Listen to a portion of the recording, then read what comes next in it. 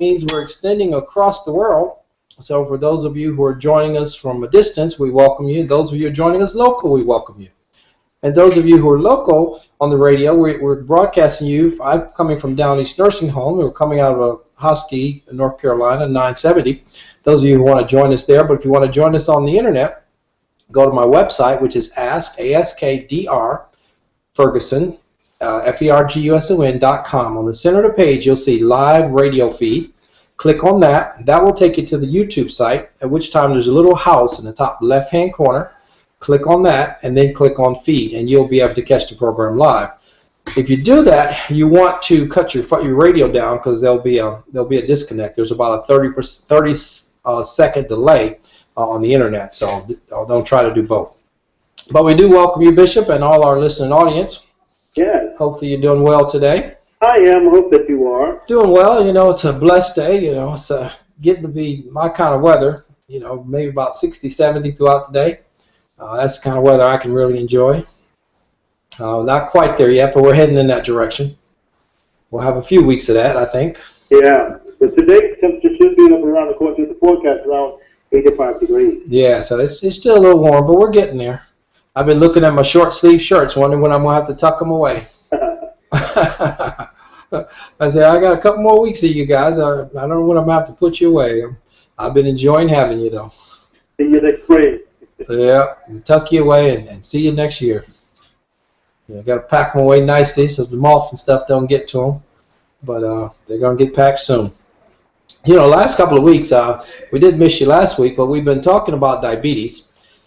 And we seem to talk a little longer about that than I initially had planned to. And I had several comments and questions about that this week, so I figured maybe we should stay on that topic a little bit longer. Okay.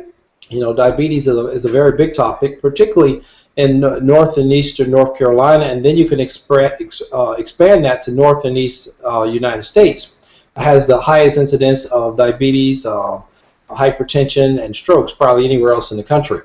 And North and East North Carolina is amongst the highest amongst that group. So diabetes and hypertension are definitely very big deals. They can attack any population, but it's higher in the African American population than the others. And diabetes and hypertension often run together, particularly if a person's overweight. So if a person's significantly overweight, the chance of them having hypertension, diabetes, high cholesterol, and some joint pain is very, very high. So, you know, there's many disease processes that hang out with each other.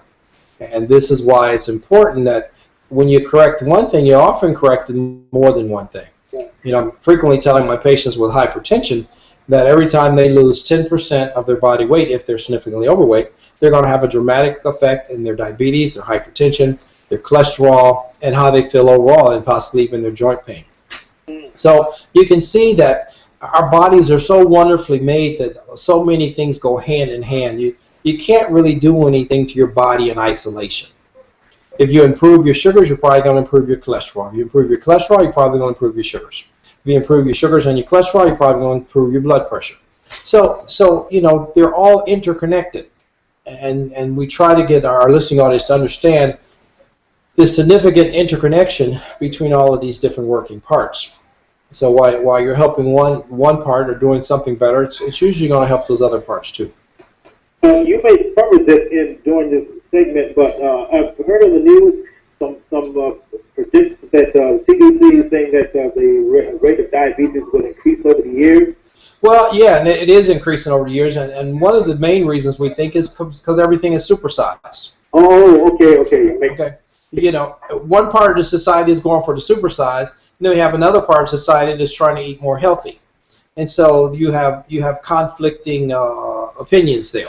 Okay. And conflicting directions. You know, if you offer a kid, you know, a candy bar versus a salad, you know, which one's he going to choose? Candy bar. Yeah, it's pretty obvious which one he's going to choose. So it comes down to parenting. It comes down to what's being offered in the schools. It comes down to the education that they're receiving in the schools, the way the parents eat.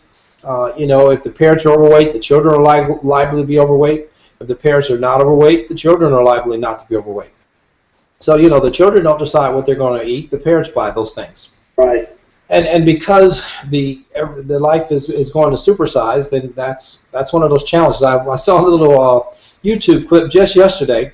A guy had one of the restaurants. I'm not going to call the name of the restaurant, but it's one of your big 3 or 4 fast foods. And he had a large soda, and he had a medium soda. And he took the medium soda and poured it into the large soda glass. And there was a minuscule amount of difference, but there was $1 difference in cost. But that was between the medium and the large. But when you go from the large to the supersize, there's usually a very significant difference. And as we've talked in the past, a soda, for example, a 12-ounce can of soda has between 11 to 16 teaspoons of sugar. That's a lot of sugar. It's a lot of sugar. So imagine drinking 3 or 4 of those a day. You might as well just go to the kitchen, get you a glass, and put 16 scoops of sugar in it. If you're going to have your second soda, put another 16 scoops of sugar. That would be teaspoons. Into that glass and drink those 32 teaspoons of sugar, and that's how much sugar you just got in 2 sodas. Wow. So people don't understand just how significant this is when you they don't understand how significant an amount of sugar they're taking in many different things. So this is why we so often emphasize in all that to get an understanding and to begin to read your labels. Whatever's first on your labels, what's most, and so forth on down the line. So if you pick up an item and the first item is sugar, probably one you want to leave on the shelf. Okay. And then as you get into your talk today, talking about diabetes, there may be some parents or someone who's listening to, well, I wonder if you can talk about juvenile diabetes. Well, juvenile diabetes we did touch on last week as well. Oh, okay. When a person is born and then they're maybe 1 to 10 years, they become diabetic. That in the past used to be type 1 diabetes, which the pancreas wasn't working, so it wasn't putting out enough insulin or none at all, and so consequently the child became diabetic, and we called them insulin-dependent diabetic or type 1 diabetics. And in the past, that's the type of diabetics we got in children. But now we're having more and more children are coming down with type 2 diabetes. Well, and type 2 diabetes is going to be related to their environment, their diet, their exercise, or lack thereof, and this is why it's so become such a big issue. Okay. This is why it's exploding. Type 2 diabetes, which used to be almost unheard of in children, now it's becoming very common. And why is it becoming so common again? Supersize. What are kids doing different now than they were doing in the past? Well, 1, we know they're eating more junk food, they're getting more supersized. 2, we know they're more computer literate, but less athletic. Mm-hmm. So there's more time on the computer, less time out playing football and basketball. And so, exercise also plays a part in this endeavor. And as our society changes, the word describes we're going to get smarter and weaker. Yes. As we get closer to the end of time. And those are going to be true statements. Smarter and weaker. Why are you getting smarter and weaker? Because you're not doing the exercise you used to do. Exercise is not emphasized too much. That's right. It's just not so much emphasized. I do a lot of sports exams for the children in high school, middle school, things like that. And every now and then you get somebody coming in that's significantly overweight, but usually they're closer towards where they should be. And these are kids that are, because they're involved in sports, obviously they're doing some type of exercise, and they're kind of more the exception than the rule these days, as far as their size is concerned. 68% of the United States, in the last statistics, and this is from around 2000, 68% of the United States was overweight. I don't know what the statistic is now, but the number is definitely growing in the number of children that are overweight. And there's a significant correlation between being overweight and coming down with diabetes. So what is diabetes? Diabetes is an abnormal functioning of your pancreas. Number one, no, let me say it different. Diabetes more so is your body's inability to respond to insulin. So it's more of an insulin resistant issue. Each one of your cells has a, say that they got a door, and that door has a lock in it, and that lock, the key to that door is insulin. So that the insulin goes up to that door and it opens the door so that the nutrients can go in. But when insulin goes up to that door and the key doesn't work, that being the insulin, the key not working, now it's really got to juggle and really shake on the door and really pull hard. And so by that time, more nutrients have accumulated outside of that door to try to rush in when we finally get the door open. So insulin, diabetes type 2 is largely a factor of insulin resistance, meaning your cells aren't as sensitive and don't respond as well to the insulin as they used to. Okay. And one of the fastest and best treatments is weight loss. If a person is significantly overweight and they lose a significant amount of weight, their body has less insulin resistance. And so then you have another component of diabetes where the pancreas will stop producing as much insulin. And so that will be another issue. So you hear people talking about being insulin-dependent diabetes. Well, those people are people whose pancreas stop producing enough insulin. And so now they're needing to get some insulin from the outside, again, to try to be a stimulant to get the nutrients into the cell. So that's kind of the way that diabetes flows. And just kind of, I hope that was that understandable? Yes, it was. I was about to ask the question. You may touch on it. You may have touched on it last week. You mentioned type 2. What is it between type 2 and type 1? Well, in type 1, the pancreas is pretty much burned out.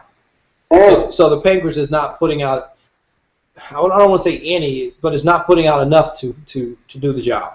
Okay. Where in type 2 diabetes, you generally start out with your pancreas is working okay, but the longer you have diabetes, the more your pancreas kind of poops out, and then you may end up needing insulin sometime in the future. Okay. But so both type 1 and type 2 could be on insulin. Type 1 has to have the insulin because their pancreas is not doing any insulin. Type 2 may or may not be on insulin. You have a lot of people that we have on what we call oral hypoglycemics. Those would be pills that help control your sugars. Okay. And that's a common thing at this point.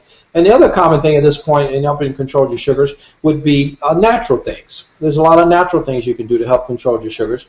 Diet and exercise we've been talking about kind of grossly here, but another natural thing, if you go by my website, is AskDrFerguson.com. You'll find on my website there's a product called BiosLife, and it's taken on a few different formulations. One is called BiosLife Slim, BiosLife Complete. The basis of all of them is pretty much the same. The base of all of them is going to be very effective on diabetes. So if you go by the website, just look up the BiosLife products, and they have about a 0.9% drop in the hemoglobin A1C. They also help in drop and stabilize in the blood sugars. I mean, the cholesterol. It can have about a 20% decrease in the bad cholesterol, about a 20% increase in the good cholesterol. So pretty significant natural product that for those of you in the listening audience that have diabetes and have hypertension, diabetes and high cholesterol, it'd be something definitely to check out. So go to AskDrFerguson.com, and you'll see BiosLife on the page, and just click on that, and you'll see several different formulations. One formulation now is more geared at diabetes, another is more geared at cholesterol, but all of them are going to be effective in both of those issues. And how do you spell it? B-I-O, then S-L-I-F-E, so BiosLife. So if you go by my website, AskDrFerguson.com, you'll find that. And you know, the company that has BiosLife, it came out in 1990, and they've sold well over 1 billion of that product, and been very, very effective. I actually did a study in my office with 100 patients in the past, treating them for high cholesterol and diabetes when they were trying to get new indications for that particular product, and that went really well as well. So that's another natural thing a person can do. You can get some chromium over the counter. I usually recommend 1,000 milligrams of chromium per day. That can help and stabilize the blood sugars if you're not running too high. Watching the sweets and the red meats, that's another thing. Your red meats and your sweets, some of that's going to get converted into sugar. Your fats from the red meats, and then the sweets are going to have the fats in it, and some of the fats also gets converted into sugar. Those are some of the things you want to be aware of and kind of watch as you're trying to go down this diabetic trail. But then another thing I talked about last week very briefly, and I'll have to get a list. I don't have the list in front of me this week, but the glycemic index. So those of you who are internet savvy, look up the word glycemic index. Go on the internet, put it in the Google window, and when you go to the glycemic index, it's going to pull up a list of foods that are better for the diabetic, a list of foods that are going to be get into the system slower as opposed to fast. When you're talking about sugars, you want the complex sugars, you want the starches. The starches are the complex sugars. So they get into your system slowly, whereas a candy bar gets into your system fast. And that's what you want. You want a slow release of the sugars. And the glycemic index foods are foods that are going to be better for the diabetic person. They're going to be better for anybody, but the diabetic person in particular. And when you look at the glycemic index, one of the things you'll be surprised to find is that chocolate cake is way up there on the list. It's high on the list as one of the good foods because it's the cocoa is an antioxidant. Well, I know a lot of people love to hear that about the chocolate cake. Right, but you gotta take everything. You gotta take this and put it in its proper place. Okay, I'm not saying the chocolate cake is going to be better than your fruits and vegetables. So got to put everything in perspective here. But that is one of the foods that's high in the glycemic index as being one of the better foods. If you're going to do the sweets, that'd be one of the better sweets in the reference to being diabetic. Another thing that goes along with kind of diabetic is called the metabolic syndrome. Now, the metabolic syndrome is something that helps us give a indication of who may become diabetic or who's on their way of becoming diabetic. And that has a few different components to it. One of the components would be for a man a waist size of less than 40. You want it to be less than 40. Oh, okay. And for a lady a waist size less than 35. So flip that around. If a woman has a waist greater than 35, if a man has a waist greater than 40, that's one of the risk factors. So now if you get 3 of these 5 risk factors, then your chance of becoming diabetic is very high. Okay, what's the next risk factor? Next risk factor would be having a blood pressure of greater than 135/85. Okay, so that's the second risk factor. Third risk factor would having a fasting blood sugar, meaning you haven't eaten within a couple hours, of greater than 110. A normal fasting blood sugar will be under 90. So if you have a fasting blood sugar greater than 110, that's another red flag that you may become diabetic. And when you talk about the cholesterol profile, we can break it down into many different components, but the more common ones that you're going to hear about is going to be your good cholesterol and your bad cholesterol, although it definitely breaks down a lot further than that. But in reference to your bad cholesterol, we call that the LDL. The good cholesterol, we call that the HDL. Now, if you have an HDL less than 40, that's also a negative risk factor for the metabolic syndrome. So if you have 3 of the 5 of these, then your chance of getting diabetic goes up exponentially. And triglycerides is also in that equation. And I don't remember, there's 5 components, and I just gave you 4 of them. I think triglycerides is the 5th one. But I don't remember for sure if that was or not. But you can just go on and look up the glycemic index, and you'll find out more of these things. And you could go on the internet and you can type in metabolic syndrome. You'll find out more about those things I just talked about. And those are risk factors and things that will be associated with becoming diabetic. So if you get 3 or 5 of those, your chance of becoming diabetic is very high. So now I've kind of been jumping all around here talking a little about diabetes today. Some other things that you can do in immediate fashion if you are diabetic is you got to really watch your diet. Chicken, fish, and turkey, baked, broiled, steamed, or grilled, not fried. Eating your biggest meal at least 4 hours before bed, but it would be best to eat it early in the morning, then a middle-sized meal in the middle of the day, a small meal at night. Having exercise in your regimen, something that you're going to do for 20 minutes or 3 to 5 times a week, and get your heart rate up and keep it up for that 20 minutes. Identifying and working with your stress. We don't know how that directly connects, but we know there's a connection on how the stress is going to connect to that as well. Trying to aim towards your ideal body weight. Your ideal body weight you can figure out roughly by, if you're a man, start at 5 foot would be 106 pounds. If you're a lady, at 5 foot, it will be 100 pounds. And for every inch you go up, for men add 6 pounds, for ladies add 5 pounds. And that will give you roughly what your ideal body weight is and the kind of weight you need to be aiming for. And because people often have such a wide variety of what that weight is, I give them a big range. I give them 20 below and 20 above. And that takes up for all the big bones, the little bones, and medium-sized bones. So then they don't have anything else to say about when I tell them what their ideal body weight is, and I give them that large range. So that's something that all of you can do. Other thing you can do, these are all simple things you can do in an immediate fashion to start helping your diabetes. Water, very, very important. I suggest roughly a half a gallon a day, but you need to talk to your healthcare provider, knowing that your kidneys and heart's working okay. But if you're a 150-pound person, you need about a half a gallon of water a day.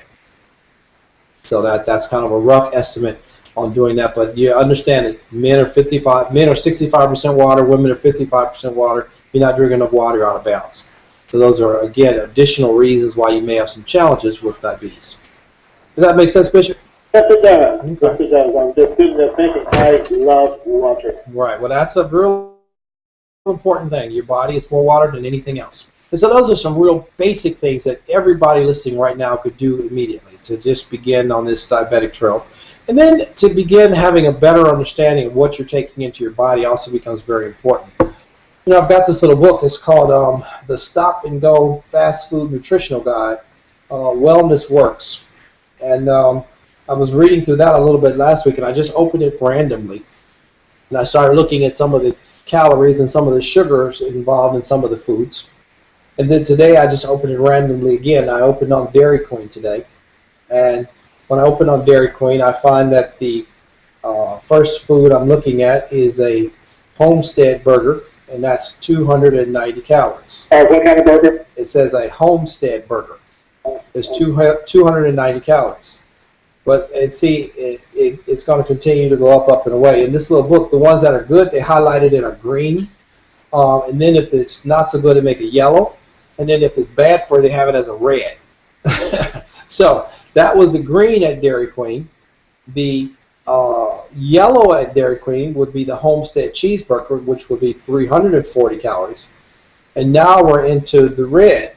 Now the next one is the Homestead double cheeseburger, and that would be 540 calories.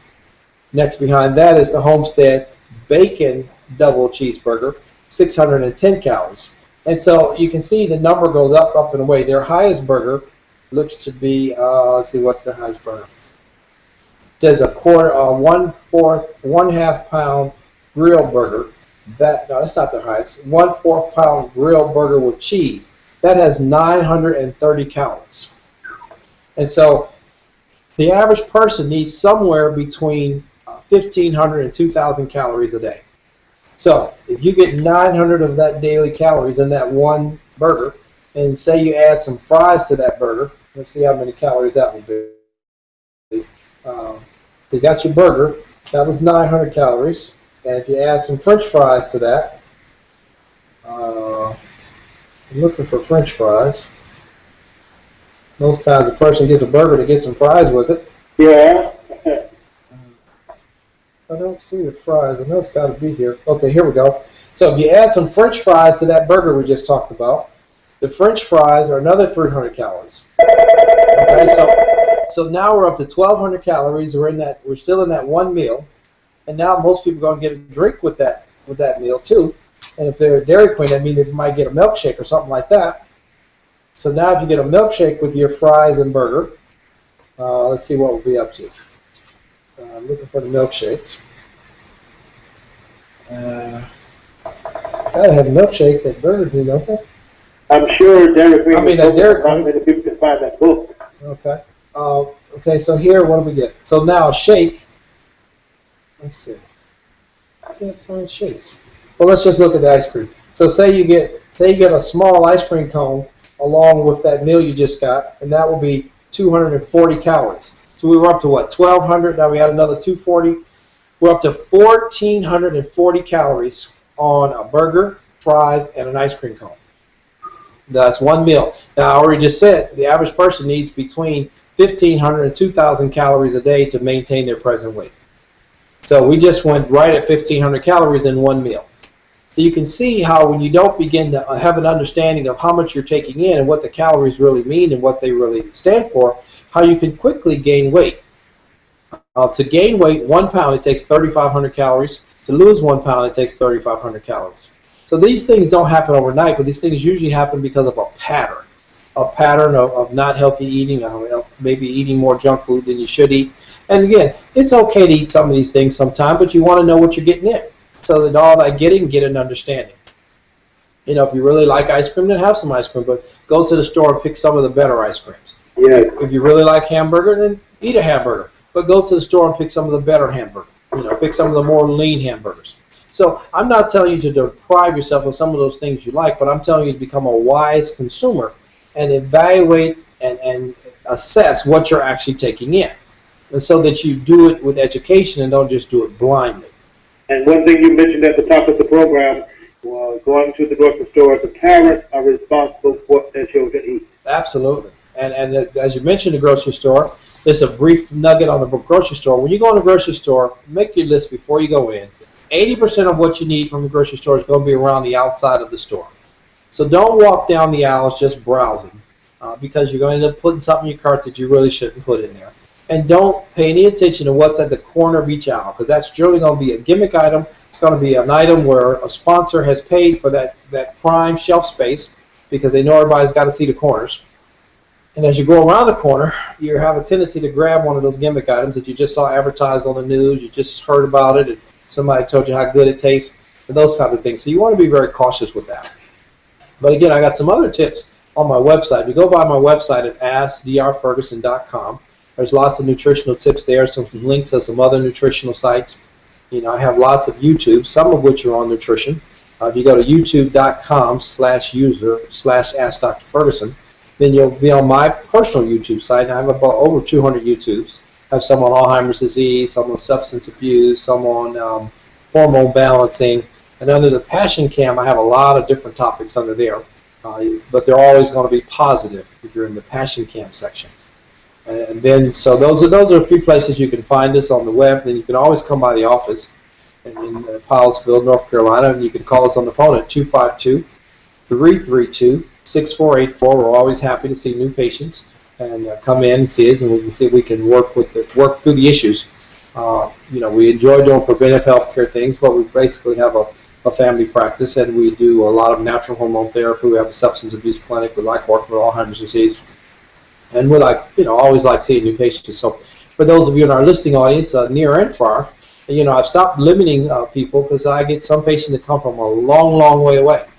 And so I have stopped telling people that they need to be close to come see us. For natural hormone therapy, my substance abuse, I have patients that drive a very long way to come to us on those issues. So, and people go, actually, I've had several patients that have looked at the YouTubes and have come to the office because of the YouTubes. Because of the things. We got about 90 seconds, Dr. Ferguson.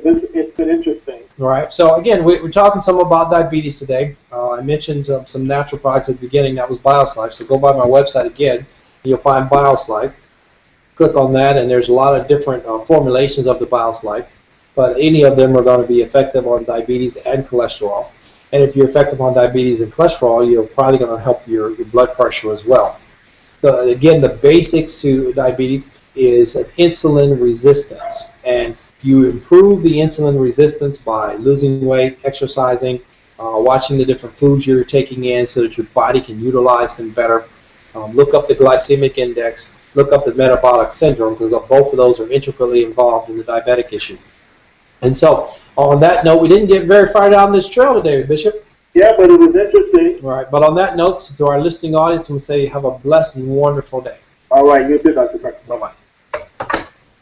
Internet audience, again, thank you all for showing up each week, and tell your friends about us. We're always happy to share some preventive health information that you can utilize immediately. We're always happy to see new patients in the office. So on that note, be blessed and have a wonderful day. Tell your friends about us every Wednesday, 9:30 to 10. Tune in. If you want to get a notice that we're going to be doing it, then sign when you go to my YouTube site, youtube.com/user/askdrferguson. And when you go there, sign up and become a subscriber. And that way, every time when I do a live broadcast, then you'll get a notice that we're doing it. All right, so, and remember, all the live broadcasts I've done previous to this are going to be archived on the site. Sorry for the quality sometime. I'm at one of the nursing homes, and the internet feed is not the greatest, but I think the content of the information, I think, is good enough to go forth and do it, even though it may not be the highest quality technical that I'd like to see. On that note, be blessed and have a wonderful day. Bye-bye.